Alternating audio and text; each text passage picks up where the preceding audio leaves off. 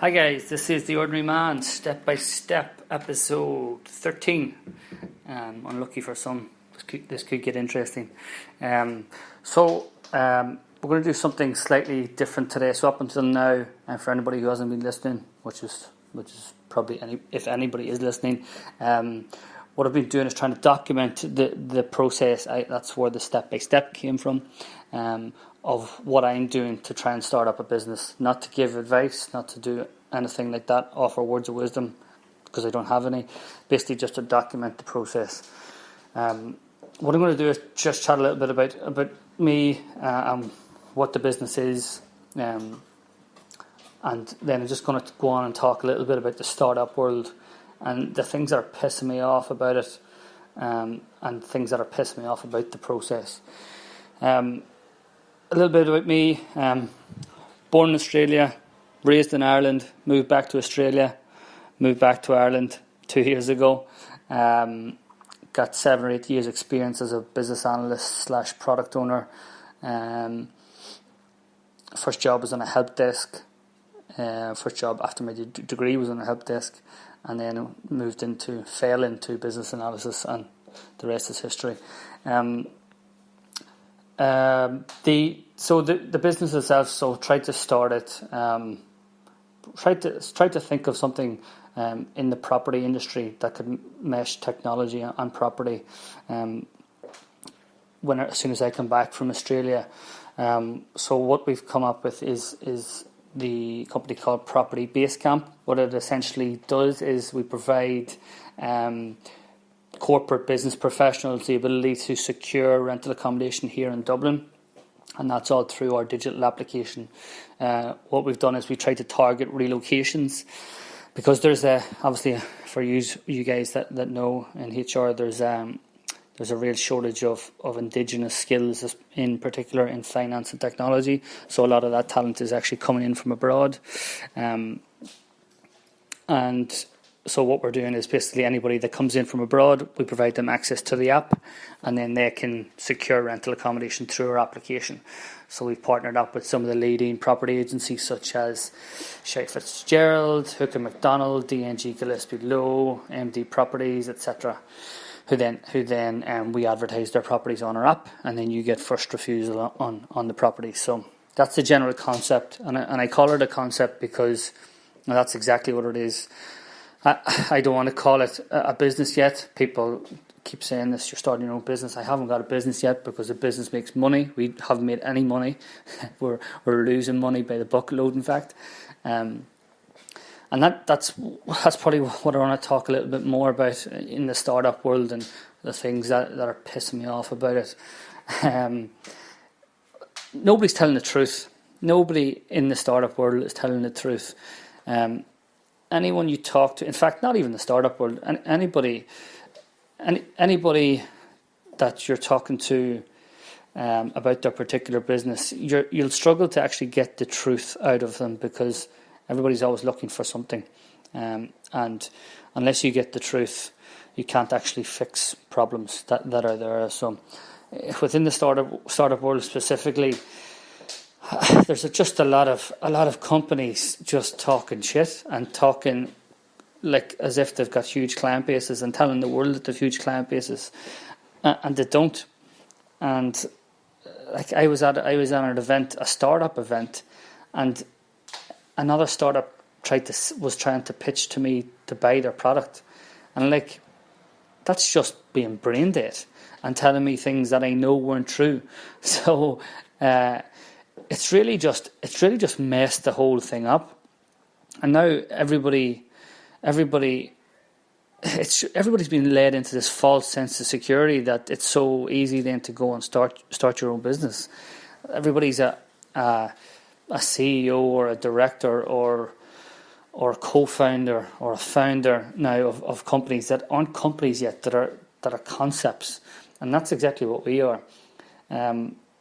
Like I'm a director of a company that's still a concept at the end of the day, but nobody's telling the truth, and that's really I suppose starting to play on me, because if people were just to tell the truth and be honest in themselves, I think that's an awful lot more endearing to your potential customers and your prospective clients that you're trying to work with.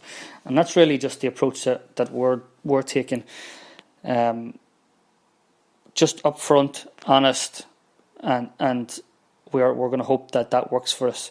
At the end of the day, as I said, it is still a concept. What we're doing, it's on paper, it works perfectly. But we've got an untested, untried model.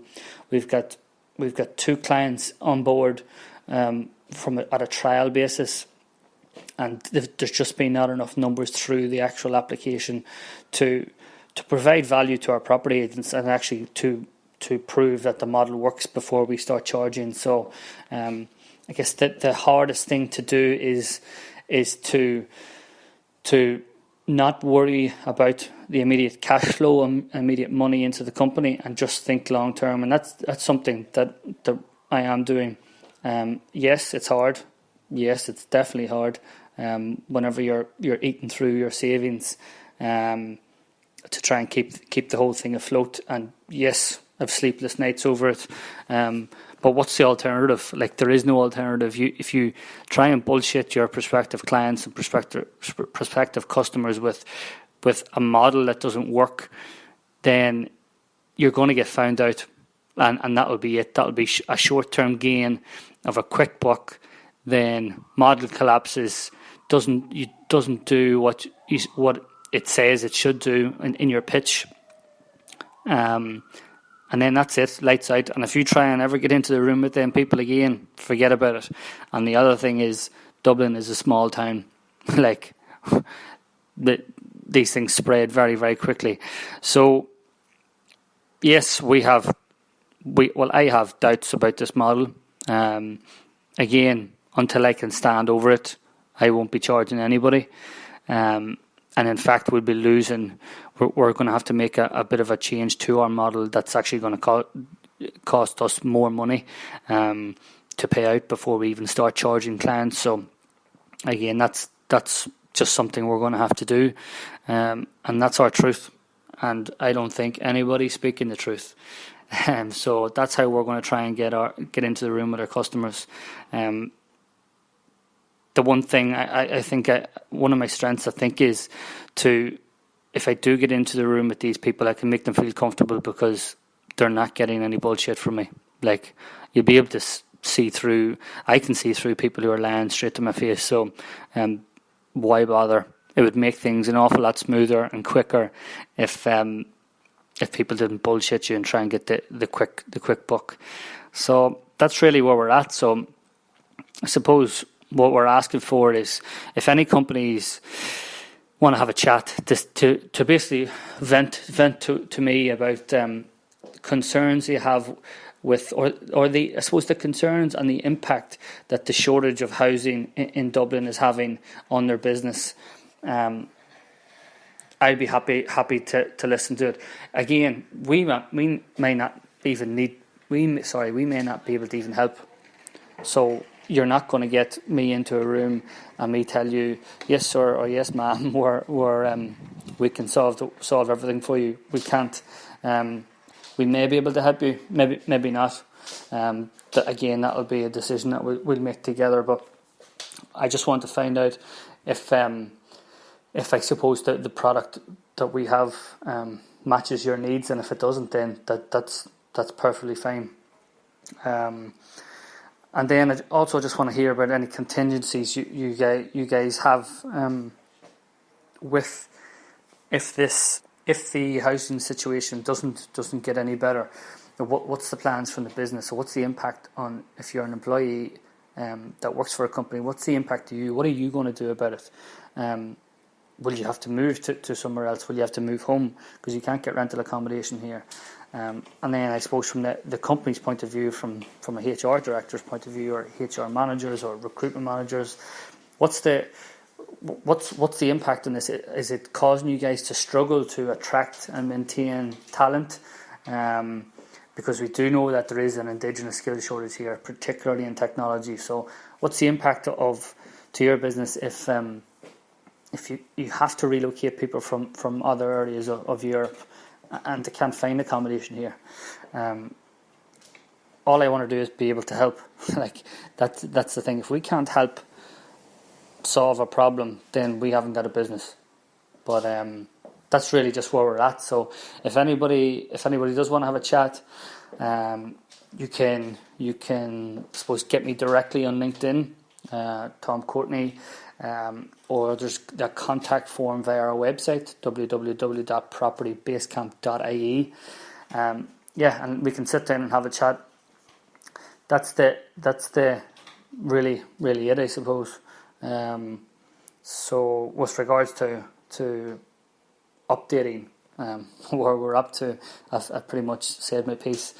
We're just basically looking to see if companies want to have a chat and try and get things moving. Was at the construction summit today. I think I mentioned some very useful information in the morning time. But again, it's I go back to a bit of the truth. It's nobody's speaking the truth. Like, they're putting information up there on screen and not backing it up with anything, and not thinking long term. Everybody's just looking for the quick win. Nobody's taking a second to take a step back, breathe, and look into the long term of how these things are, how the current market situation is going to affect themselves and their business in the long term. And that's just madness to me. That's crazy. I don't see how any business can stay afloat that way. So yeah, that's pretty much it. That's a bit of a rant, but that's how I'm feeling. So again, would love any feedback you guys might have about the podcast. You can follow it. You'll see the updates on my Twitter, which is TommyC15, as well as my Instagram, The Ordinary Man, and that's pretty much it. So thanks again for listening, guys. Hope you all have a lovely day, and I look forward to chatting to any of you guys who want to reach out. Thanks again.